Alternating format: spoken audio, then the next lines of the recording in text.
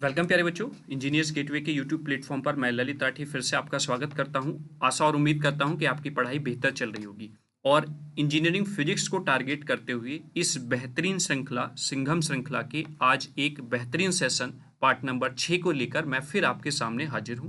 जैसा कि आप जानते हैं, हम इस श्रृंखला में न्यूमेरिकल्स पर फोकस करके इस श्रृंखला को कवर कर रहे हैं पार्ट वाइज। इससे पहले हमारे 5 पार्ट हो चुके हैं। 5 पार्ट में हमने 25 न्यूमेरिकल्स कर लिए हैं। हर एक यूनिट से वहां पर न्यूमेरिकल हम कंसिडर करके चल रहे हैं, जो कि ये न्यूमेरिकल वो हैं जो प्रीवियस ईयर के क्वेश्चंस पेपर में पूछे गए हैं। तो आज हम पार्ट नंबर 6 में अगले 5 क्वेश्चन यहाँ पर करने वाले हैं। तो यानी कि 26 से 30 क्वेश्चन तक हम यहाँ पर करेंगे। तो 5 क्वेश्चन आज ये कौन कौन से हैं, आइए चलते ही स्टार्ट करते हैं। उससे पहले सबसे पहले आप वीडियो को ज़्यादा से ज़्यादा बच्चों तक शेयर कर दीजिए, जिससे कि सभी बच्चे इस पार्ट का, इस सीरीज का लाभ उठा सकें और जो उनका न्यूमेरिकल वाला पोर्शन छूट गया है या जिससे उनको डर लगता है वो भी ये कवर कर सकें यहाँ से। ठीक है, जब आप एग्जाम हॉल में बैठेंगे तो गारंटी के साथ कहता हूँ सेक्शन बी में आपको कोई समस्या नहीं आएगी। देखिए, वैल्यू चेंज हो सकती हैं लेकिन कॉन्सेप्ट यही रहेगा जिस पर आपके न्यूमेरिकल पूछे जाएंगे। ठीक है, चलिए स्टार्ट करते हैं। इससे पहले बेटा मैं बता दूं आपको, हमने इससे पहले एक माधव श्रृंखला की थी सेक्शन ए के लिए, तो वो भी बहुत ही क्रूशियल है आपके एग्जाम के पॉइंट ऑफ व्यू से, और ये श्रृंखला भी बहुत ही क्रूशियल है आपके एग्जाम के पॉइंट ऑफ व्यू से, क्योंकि ये सेक्शन बी को पूरा कवर करती है और सेक्शन बी आपके 21 मार्क्स को कवर करता है। और अगर आप मार्क्स के हिसाब से देखें तो 70 में से आपको 21 मार्क्स ही चाहिए पास होने के लिए। ठीक है, तो इस सीरीज को बहुत अच्छे से आप कर लीजिए। ज़्यादा कुछ इसमें एफर्ट नहीं करना होता है न्यूमेरिकल वाले पोर्शन में, और पूरे में से पूरे मार्क्स भी मिलते हैं अगर आपने न्यूमेरिकल अच्छे से किया है तो। ठीक है, तो चलिए क्वेश्चन नंबर 26 की बात करते हैं। A step index fibre has μ1, जिसका रिफ्रैक्टिव इंडेक्स दिया हुआ है। μ1 होता है कोर का रिफ्रैक्टिव इंडेक्स, तो वो दिया है। μ2 जो कि रिफ्रैक्टिव इंडेक्स होता है क्लैडिंग का, वो यहाँ पर गिवन है। तो ये दोनों आपको गिवन है value, where μ1 and μ2 are the refractive indices of the core and cladding respectively, है ना। If the operating wavelength of the rays is 0.85 micrometre, यानी कि जो वेवलेंथ है जिस पर ऑपरेट कर रहा है आपका सिस्टम या ऑप्टिकल फाइबर ऑपरेट कर रहा है वो 0.85 माइक्रोमीटर है। And the diameter of the core is 50 micrometre, और जो कोर का डायमीटर है वो 50 माइक्रोमीटर है। Calculate the cut off parameter and the number of modes which the fibre will support. मतलब कहने का ये है, आपके पास एक ऑप्टिकल फाइबर है जिसका कोर है, क्लैडिंग से सराउंडेड है। ठीक है, इस तरीके से आपका ऑप्टिकल फाइबर होता है। ठीक है, उसने कोर का डायमीटर दे दिया है। ठीक है, कोर का रिफ्रैक्टिव इंडेक्स दे दिया है, क्लैडिंग का रिफ्रैक्टिव इंडेक्स दे दिया है, और जो वेवलेंथ यहां पर लाइट यूज हो रही है वो दे दी है। ठीक है, पूछा है कि कितने नंबर ऑफ मोड्स ये एक्सेप्ट कर सकता है, सपोर्ट कर सकता है, और कट ऑफ पैरामीटर क्या है। तो ये दो वैल्यूज यहां से पूछी गई हैं। तो सबसे पहले हम लिखेंगे जो जो आपको गिवन है। गिवन दैट, क्या क्या गिवन है, सबसे पहले आपको μ1 गिवन है 1.466, फिर आपको μ2 दिया हुआ है 1.466 नहीं है, वो 6 आपका उसमें है। ठीक है, एक सेकेंड, ये आपका 6 गिवन है। ठीक है, फिर आपको वेवलेंथ गिवन है लैम्डा इक्वल्स टू 0.85 माइक्रोमीटर, और माइक्रो होता है 10⁻⁹। ठीक है, तो ये माइक्रोमीटर, सॉरी 6। तो अब हम अगर इसको मीटर में कन्वर्ट करें तो 85 इंटू 10⁻⁶ होता है, तो ये 8 हो जाएगा, 10⁻⁻8 मीटर।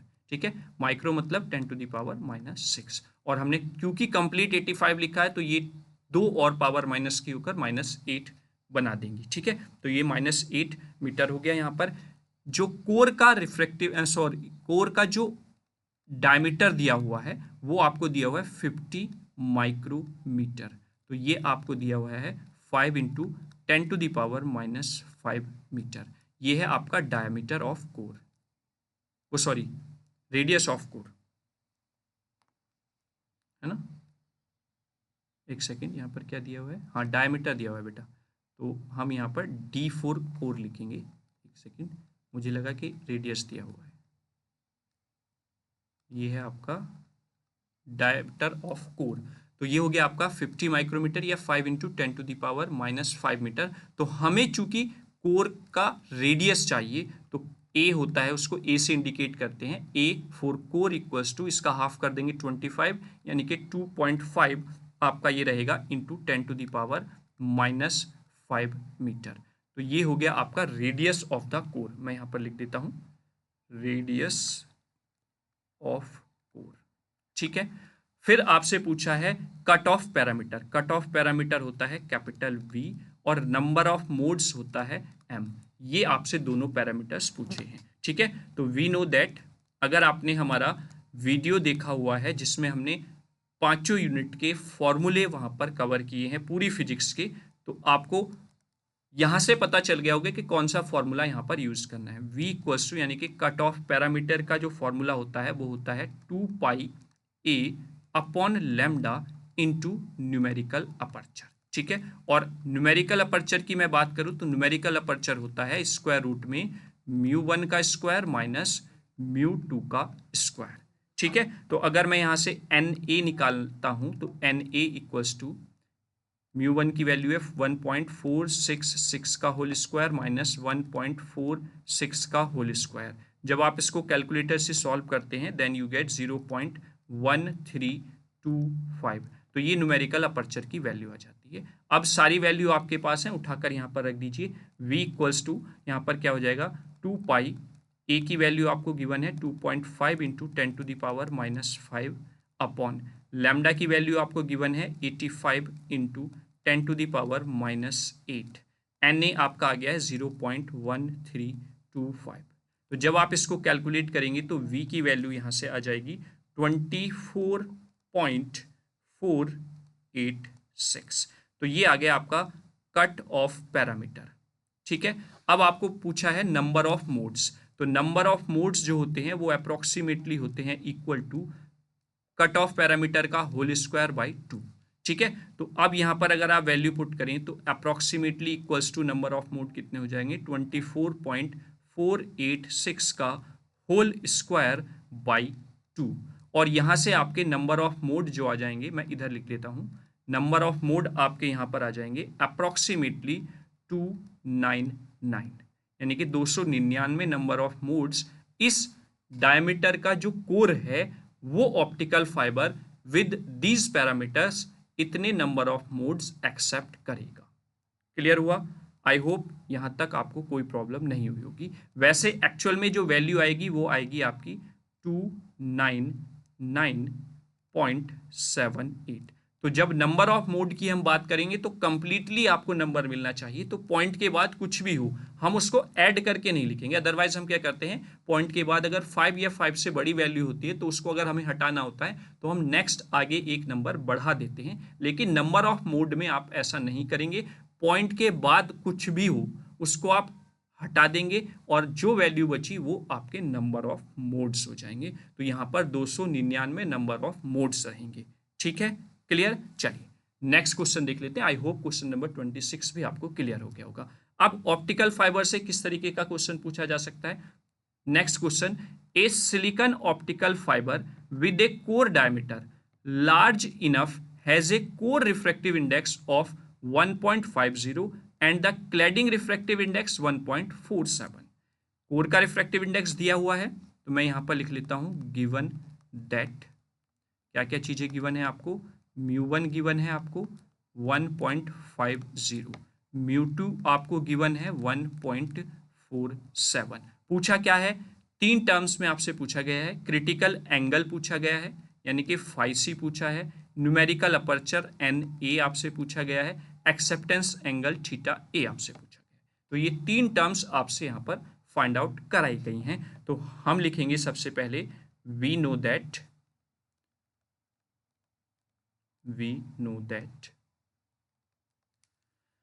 जो क्रिटिकल एंगल होता है वो होता है sign φc equals to n2 upon n1।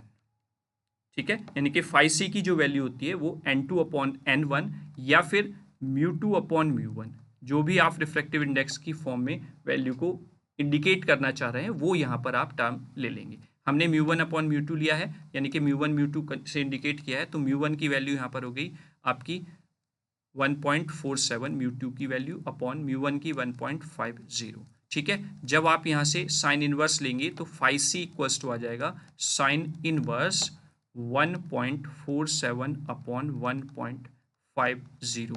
तो यहाँ से आपके पास फाई सी की वैल्यू आ जाती है। जब आप इसको कैलकुलेटर से कैलकुलेट करते हैं तो 78.52 डिग्री। ठीक है, आई होप आपको क्लियर हो गया होगा कि क्रिटिकल एंगल कितना होगा। ठीक है, फिर आपसे पूछा गया है, ये फर्स्ट पार्ट हो गया, ऐसे ही आपसे सेकंड पार्ट पूछा गया है। सेकंड पार्ट पूछा गया है न्यूमेरिकल अपर्चर। अभी लास्ट क्वेश्चन में हमने यूज किया है formula mu 1 square minus mu 2 square. ठीक है, तो आप दोनों वैल्यूज यहाँ पर पुट कर देंगे, 1.5 का स्क्वायर माइनस 1.47 का होल स्क्वायर। जब आप इसको सॉल्व आउट करते हैं तो न्यूमेरिकल अपर्चर आपका आ जाता है 0.2985। तो मैं यहाँ पर लिख देता हूँ, न्यूमेरिकल अपर्चर आपका आ गया है 0.2985। देखिए, एक से ज़्यादा टर्म्स अगर निकालने को बोली जाती हैं तो आप उनको कोशिश करें एक जगह पर लास्ट में लिख लें। ठीक है, उससे क्या होगा, एग्जामिनर को सारे आंसर एक जगह पर ही मिल जाएंगे और उसको कॉपी चेक करने में आसानी होगी, और ये आपका एक पॉजिटिव पॉइंट हो जाता है इवोल्यूशन समय पर एग्जामिनर के लिए।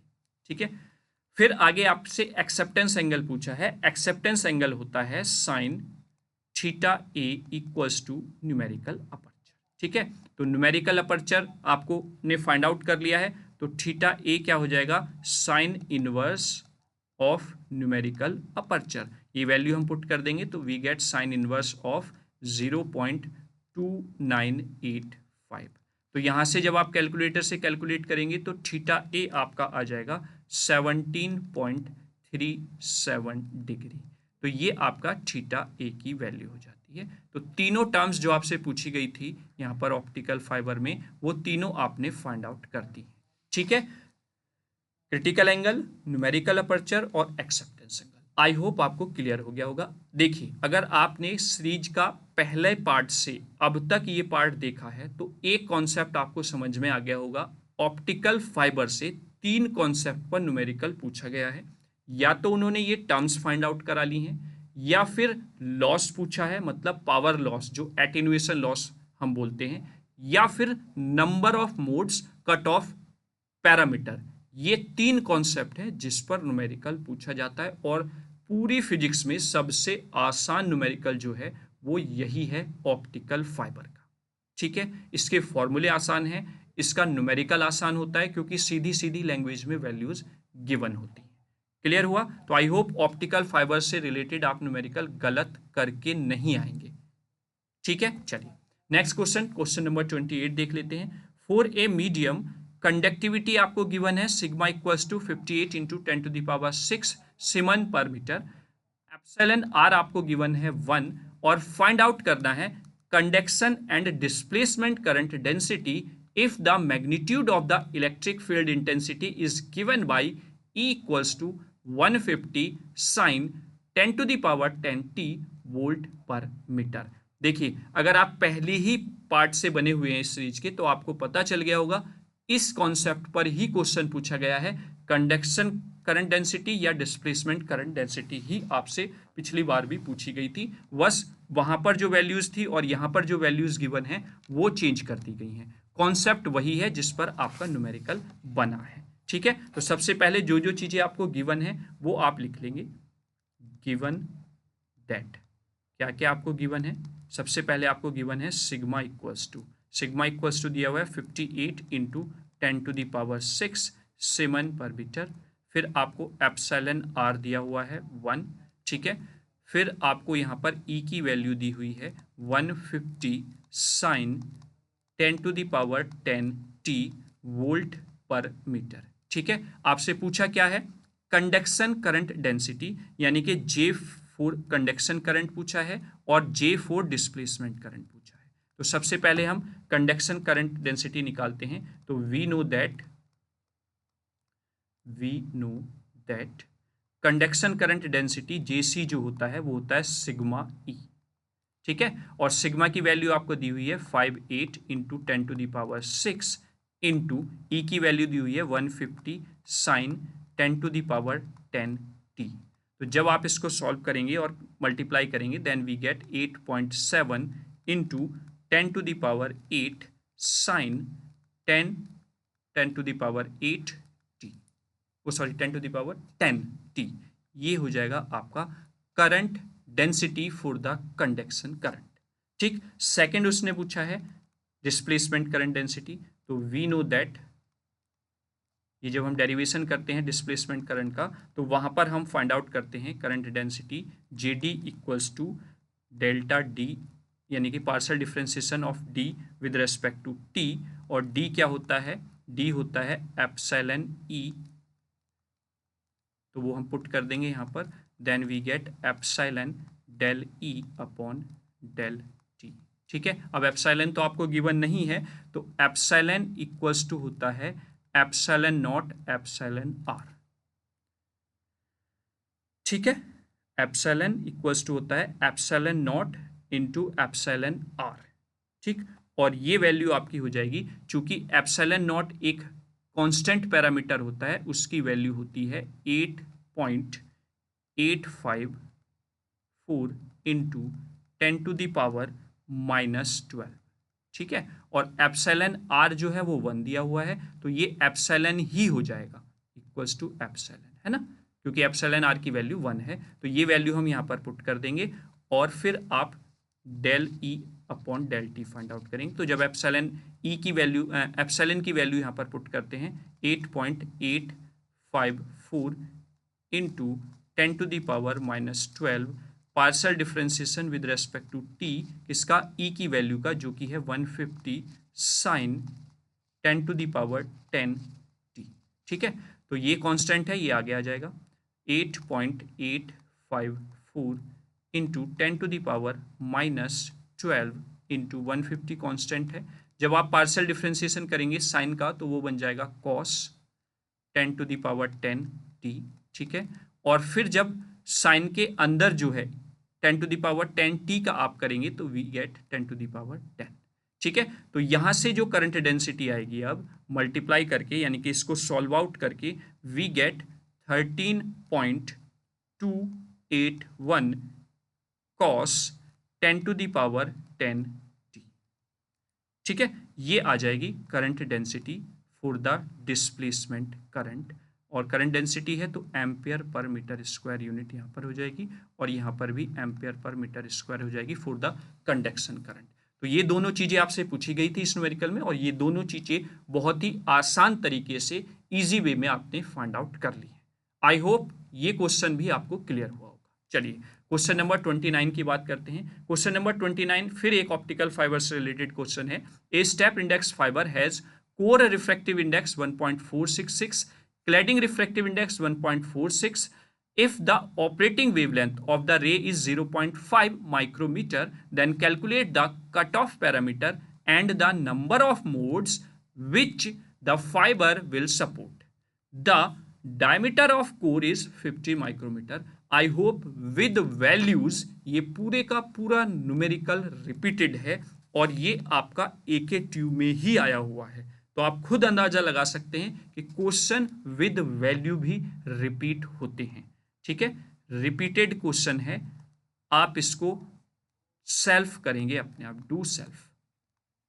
ठीक है, आई होप सबको क्लियर होगा और बहुत ही आसानी से आप इसको कर भी लेंगे, कोई प्रॉब्लम नहीं आएगी। ठीक है, कहीं पे समस्या आती है तो आप जाकर बैक में इसका सॉल्यूशन उस वाले पोर्शन से देख सकते हैं। अदरवाइज आप जिस तरीके से पढ़ते हुए आ रहे हैं, कॉन्सेप्ट आपको क्लियर है, तो आप अपने आप से खुद से इस क्वेश्चन को करके देखिए। नंबर ऑफ मोड्स जहां तक मैंने जो कराया था मुझे ध्यान है अभी 299 आपके आ रहे थे, आज ही शायद हमने इसी वीडियो में कवर अप किया था।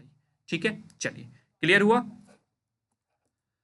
एंड क्वेश्चन नंबर 30 क्या कहता है कि compute the energy difference between the ground state and the first excited state for an electron in one dimensional rigid box of the length 100 angstrom. इसीलिए मैं इस क्वेश्चन को इंपॉर्टेंट बता रहा था। देखिए ये शायद तीसरी या चौथी बार यहां पर क्वेश्चन इस लॉजिक का रिपीट हो रहा है। ठीक है, तो सबसे पहले जो जो चीज़ें गिवन है वो हम लिख लेते हैं, गिवन दैट। इस क्वेश्चन की खास बात यह रहती है, एक ही चीज़ गिवन है नंबर में जो आपको देखने को मिलेगी, वो है length of the box. 100 angstrom दिया हुआ है, तो आप इसको कन्वर्ट कर लेंगे 100 इंटू 10⁻⁻10 मीटर, या फिर आप इसको कर लेंगे, ये हो जाएगा 10⁻⁻8 मीटर। ठीक है, और अब एनर्जी डिफरेंस पूछा गया है, डेल्टा ई आपसे पूछा है, किसके लिए, n=1 के लिए और n=2 के लिए, और हमें पता है n1 के लिए आपका E1 आता है, ये पूछा है पहले तो, और E2 ये फाइंड आउट करना है, यानी कि ये। अब जब आपने वो क्वेश्चन किया था तो मैंने एक ट्रिक आपको यहाँ पर बताई थी कि अगर आपसे E1 पूछेगा तो E1 आपको निकालना पड़ेगा, E2 अगर आपसे पूछेगा तो वो 4 टाइम्स ऑफ E1 होता है, फॉर द n=2 की बात कर रहा हूं मैं, और जब एनर्जी डिफरेंस पूछेगा तो वो 3 टाइम्स ऑफ E1 होता है। ठीक है, ये हम ऑलरेडी मैं आपको बता चुका हूं किस तरीके से ये है, तो बस सिंपल आपको यहां पर E1 ही फाइंड करना है। वी नो दैट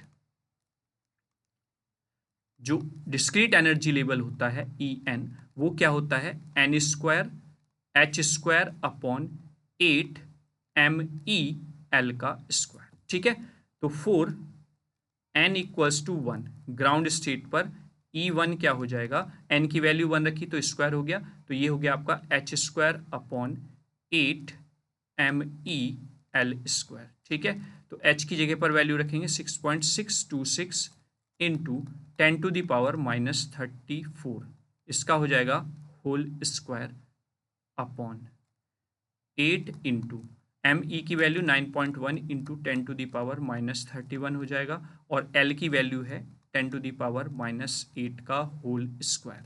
ठीक है, तो जब आप इसको सॉल्व आउट कर लेंगे तो E1 आपका आ जाएगा, जब सारी वैल्यू को आप कैलकुलेटर से सॉल्व कर लेंगे तो यहाँ पर E1 आ जाएगा आपका 6.031 इंटू 10⁻⁻22।